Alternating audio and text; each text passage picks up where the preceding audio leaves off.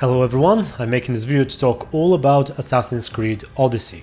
I'll go over its gameplay, the combat, the exploration, the leveling experience and so on, as well as the story, both the main and the side quests, of which there were quite a few. Also, I'll compare the game, to some extent, to The Witcher 3 and the previous Assassin's Creed Origins. Right, let's begin with the gameplay. It's pretty good, possibly the best aspect of the game in my opinion. Comparing it to Assassin's Creed Origins, it seemed to have been improved in nearly every way. The combat is more enjoyable, more varied, and by varied, I'm not simply referring to the archery and the naval combat and spear of Leonidas' abilities and all that. The traditional fighting too felt better than its predecessor. In Origins, I would very often find myself using a very cookie-cutter playstyle regardless of whom I was fighting against or what weapon I was using. In Odyssey, I often switched between different weapons for different situations, as well as different playstyles with said weapons. I admit I wasn't using the archery and its related abilities too often, but I appreciated it nevertheless, and at times it was certainly useful.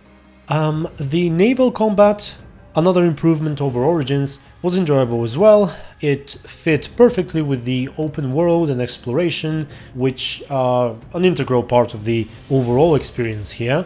A small negative, I suppose, was the fact that boarding, while basically always more rewarding than straight up destroying enemy ships, felt a little tedious when done often. It took too long, in my opinion, and very often I opted to just destroy the enemy ships instead. Now, let's talk about the world itself. I can't speak of how historically accurate its depiction was, but it looked good and felt big. Exploring it was smooth, there were no loading screens or obvious invisible walls or anything like that. Perhaps I would have preferred if different areas were slightly more unique, I guess. I think that often different places looked a bit too similar. If we were to compare this to The Witcher 3, for example, it usually has a more distinct feeling for each zone and even for different parts of the same zone. The day and night cycle worked well, except for one little thing, and admittedly that may have been a problem on my end only, but there was a particular type of lighting during cutscenes at a specific time of the day-night cycle. I think it was towards the end of the day, around sunset, where cutscenes didn't look too good. Everything had this reddish, brownish coloring to it, and it was a little annoying. Besides that, I liked how the game looks graphically. It also seemed to perform better than Origins. I had higher FPS with similar settings here in Odyssey. What else I should mention? Horseback travel? I thought that was well done. It may not be realistic, but I enjoyed the ability to gather resources without having to dismount, unlike The Witcher for example. Also, as much as I love Roach, Phobos seemed to behave a little more intelligently in tight spaces. However, at times I felt like I wished the Call Mount ability simply forces the horse to appear right next to you. On plenty of occasions I would climb over a city wall, land on the other side, call the mount, only to have him appear on the opposite side of the wall. And so you get the picture.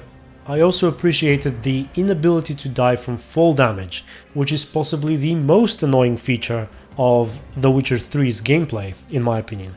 Right, I think I'm done with the positives in the gameplay section. Let's talk about my big negative, and that is the leveling experience, particularly in the case where you choose to skip doing side quests and focus only on the main story. Now, let me make a small segue. When I look at this game's predecessor, Assassin's Creed Origins, and compare it to similar games that I had played prior to it, starting from say Dragon Age Inquisition, The Witcher 3, Fallout 4, Mass Effect Andromeda, Far Cry 5, Origins was definitely the worst in terms of how much the game punishes you for not doing side quests. What I mean is how not doing them leads you to quickly becoming underleveled compared to the mobs that you have to fight in the main quest, and since the damage you take increases greatly, while the damage you do decreases greatly based on the level difference between you and the enemy, you can imagine the result.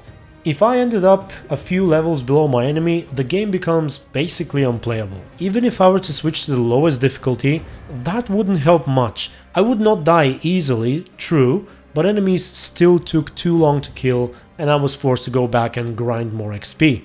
Right, so that's how I felt things were in Origins.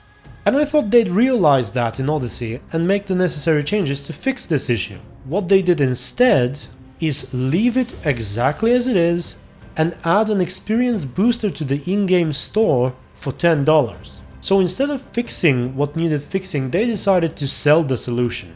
And I hate that kind of practices. If I were to give this game a score, from 1 to 10 or something, which I'm not going to, I'll reduce it by 1 for that reason alone.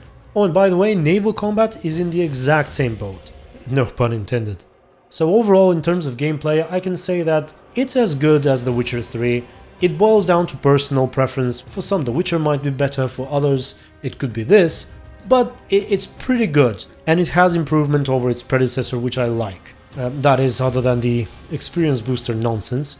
You might say, well, why don't I just do all the side quests all the time? And this would be the time to talk about the story of this game. And this is where things are not quite as rosy as they were in the gameplay section. Let's start with the good first. We have choices to make, a notable step forward from Origins once again. I wouldn't say they were very memorable or difficult to make, but a good amount of them had some kind of significant consequence. The game has 4 endings in terms of what happens to the most important characters, at least, namely the twins and the mother, the descendants of Leonidas. If you add the variations at the dinner table, then the count goes up to 8 or 9 endings. So you could certainly do a few playthroughs, experiment with different choices and see what changes and what doesn't. So ultimately the choices were a good addition. I liked them. The second good thing is that all the side quests, just as the main quests, fully utilize cutscenes. And as I said before, there were quite a lot of side quests, and still, none of them are done like they were, say, in Dragon Age Inquisition. And that's a good thing, because even though the cutscenes are fairly simple, they are graphically and sound quality-wise pleasing. So I appreciate that. Now, the quality of the side quests isn't terrible. In fact, there were a few good ones. My 2 favorite ones were probably the Prince of Persia quest and the one about Supidio. You killed his mater and fucked his pater. But most of the quests are, well, fairly simple and not very memorable. If we were to compare the side quests of Odyssey to those in The Witcher 3, sadly, other than the few notable exceptions, they just pale in comparison. The stories they tell, the characters they involve, the emotions they invoke, the difficulty and meaningfulness of choices.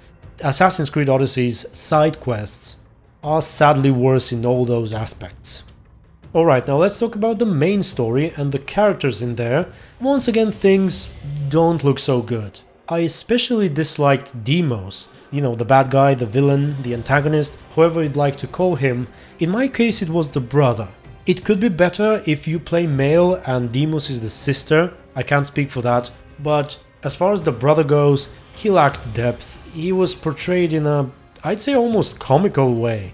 I felt absolutely no compulsion whatsoever to work towards redeeming him, which I think was the main point of the game. I did not like his voice acting and generally liked very little about him.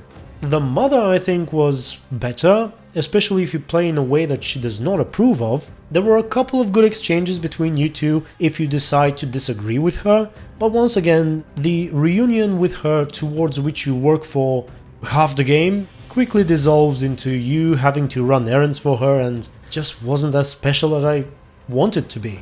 The main character, in my case Cassandra, was okay, I suppose. I admit she felt less interesting to me than Bayek, the protagonist of the previous Assassin's Creed, but at least she goes through an epic journey over the course of the game, and her voice acting is at times pretty good, though not all the time. Without giving away spoilers, I wasn't a fan of the big reveal after you uncover all the cult members, or the one after you've dealt with all the legendary creatures, which also extends into the modern day story, for which, once again, I didn't really care.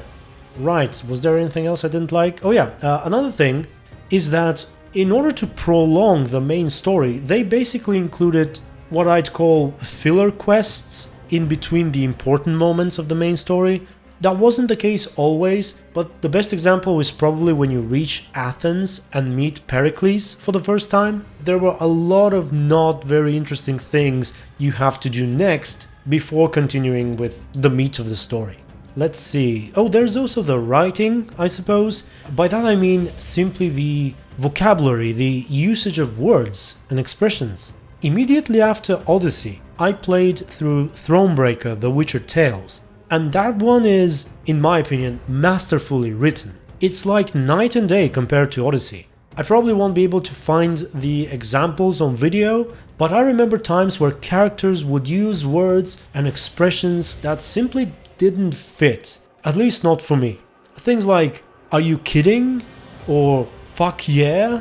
or "okay," just saying okay, let's go, in the ancient Greek context just sounded improper to me. I may be alone in this, but it was something I noticed. So final words, all in all, I did enjoy the game, and I recommend it. At the time I'm making this review, the first piece of DLC was already released, and the main quest of it was pretty good. There was a very stupid choice you get to make, but other than that, pretty good. Side quests are about the same as they were before, so they keep trying to add new things, they haven't given up, so perhaps they deserve your support for the game they've made. You'll certainly enjoy the gameplay, unless you want to skip all the side quests and don't feel like paying $10. Just don't expect too much in the story department. If you're looking for something similar to The Witcher 3, well, you won't find it here. I guess I forgot to mention that I found it somewhat annoying that every time you launch the game, it makes sure to tell you that it was developed by people of different, cultures and sexual identities and genders and stuff. But oh well, it's fine, can't you just say it once? Do you really have to repeat that every single time you launch the game? So that was it, those were my thoughts about Assassin's Creed Odyssey. Drop a like if you enjoyed the video, and feel free to check any of the others that are being suggested on your screen right now. Until the next one, stay tuned and be good.